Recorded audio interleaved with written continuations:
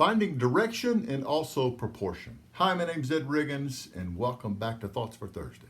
Two quick stories. First story. We're getting near the end of a negotiation for a local office for an international company. We've gotten through the letter of intent, we've gotten through the major business and legal points of the lease, and then my client suddenly insists on having a conference call with the other side to fight over an issue that my experience was telling me was relatively unimportant. Now I remind this client, someone I had become very fond of, longtime client, that we're on a tight schedule, and I remind them one more time of the relative unimportance of this issue. It becomes clear we're having this call. We get on the call, and the client implies that they'll blow up this whole deal over this relatively minor point. We got through it, but it was close, and I knew the leftover bitterness from the other side might cost us something down the road. Here's the rest of the story. I find out shortly thereafter my client's spouse was dealing with a life-threatening medical issue for the second time, and they had to go back in for another dramatic surgery. Rigoism number 24, sometimes it ain't about what it's about. Second story.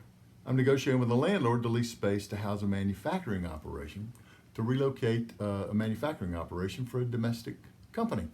The architects developed the specs to reflect my client's needs. Those specs have been sent out to multiple contractors for pricing, but a lot of time's gone by with no pricing information coming back to us. I'm on the phone expressing our team's frustration to the landlord's rep. At some point during the conversation, the landlord representative says to me, "I have no idea why you're screaming at me right now." Clearly, I'd lost my cool. Here's the rest of the story. This conversation happened within about a week of the 9/11 terrorist attacks here in the U.S. Rigoism number 24 again, sometimes it ain't about what it's about. In both of these cases, my side was right in terms of direction. We were reasonably asking the other parties involved to move a little bit more toward our position to get the deal done. We were getting it right in terms of direction, but we're getting it wrong in terms of proportion. Proportion is defined as the relation of one part to another or to the whole with respect to magnitude, quantity, or degree. Even when we're right on the facts, don't we discredit ourselves sometimes when our way of communicating those facts make clear that we're bringing baggage to the issue at hand that has nothing to do with the issue at hand? And isn't this true not only in our business relationships, but also in our personal relationships? Maybe especially in our personal relationships?